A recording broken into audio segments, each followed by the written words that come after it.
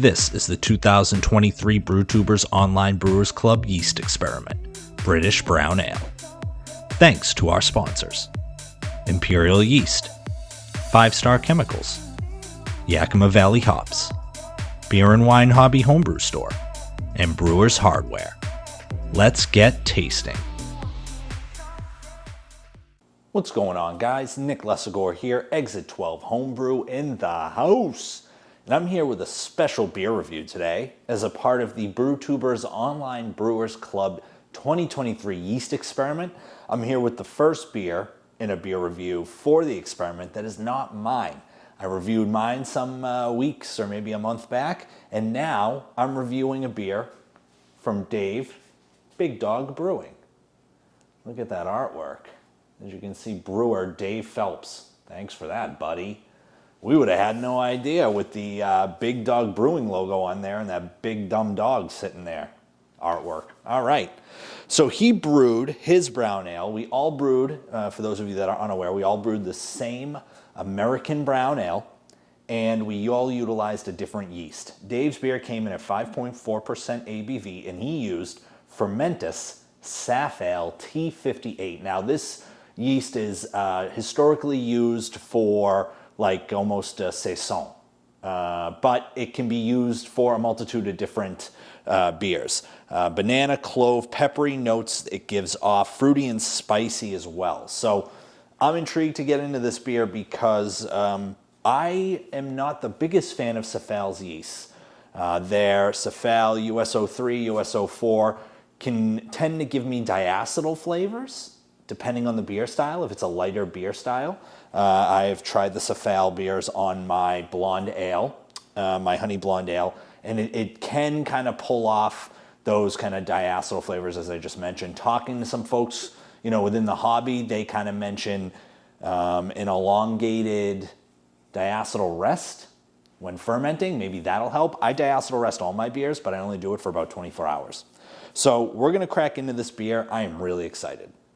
All right, looking at this beer, don't know if you can tell, pretty nicely clear. It's got a slight haze to it, a very slight haze, but by and large, nicely clear. It's got a nice red kind of copper hue to it, which is lighter than mine by quite a bit. So that's interesting. The color that it finished out at is pretty interesting. Nice 2-finger head. I'm going to get a nose on this. Okay. Berry. Almost like a red currant. Fresh bread yeast. It's almost like a bread yeast. There is a spice character to it, but more like spicy, not like rye, but more like a more subtle spice flavor. Oh, I'm excited to get into this. L'chaim. Happy Hanukkah. Just celebrated the last day of it yesterday, and now we're on our way to Christmas. My son is spoiled.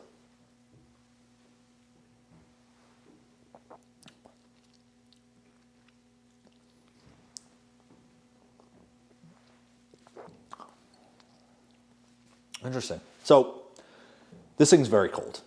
Very cold. I think as this warms up, let me first say, as this warms up, I think the flavor is going to come out a little bit more. It's a little bit aqueous. So you get that spice flavor. It kind of tells you exactly what it is up front. It washes off the palate quickly, which, depending on your preference, I don't know if that's something you necessarily desire or not. It's got a nice kind of spice character to it. The berry is like hint, but I do think I nailed like a red currant. Super easy drinking. I get more bitterness on my beer. I don't get a ton of bitterness on this. Earthy's a good word. Earthy.